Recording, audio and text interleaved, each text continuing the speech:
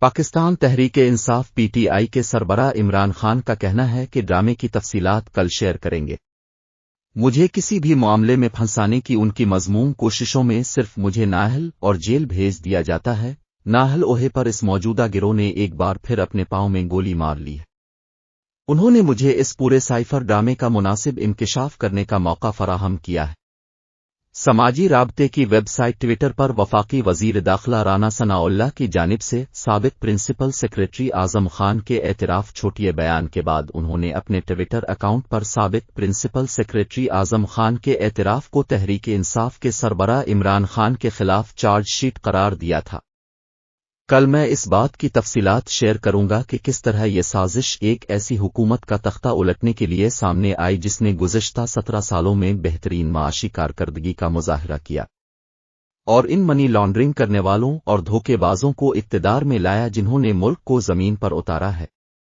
میں آپ کو یقین دلاتا ہوں کہ یہ ٹی وی پر کسی بھی ڈرامے سے زیادہ دلچسپ ہوگا۔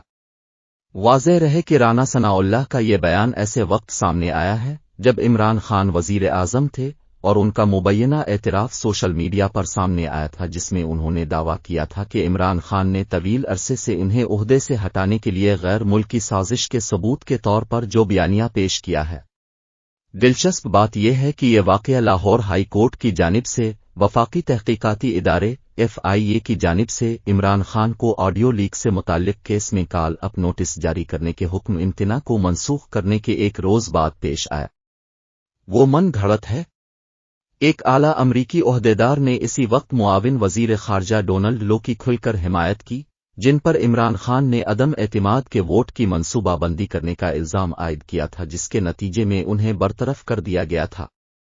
اسلام آباد میں رانا ثناء اللہ نے اعظم خان کے بیان کو عمران خان کے خلاف چارج شیٹ قرار دیتے ہوئے کہا کہ گزشتہ ماہ لاپتہ ہونے والے اعظم خان سے منسوب بیان غیر مصدقہ ہے۔ PTO نے بدھ کو کہا کہ یہ تضادات کا مجموعہ ہے۔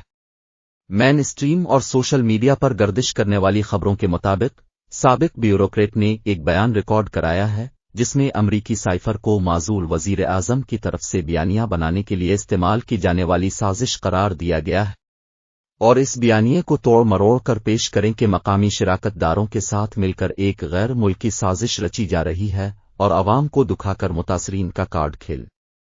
ڈان اخبار کی رپورٹ کے مطابق الزام ہے کہ عمران خان نے اعظم خان سے سائفر حاصل کیا اور بعد ازاں انہیں بتایا کہ بار بار ایسا کرنے کے لیے کہے جانے کے بعد انہوں نے یہ فون کھو دیا ہے۔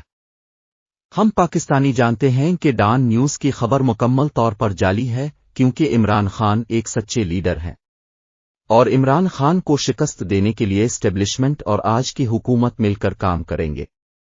انشاءاللہ ہم اللہ سے دعا گو ہیں کہ ہمارے قائد عمران خان اس میدان میں کامیابی حاصل کرے۔ پاکستان زندہ باد۔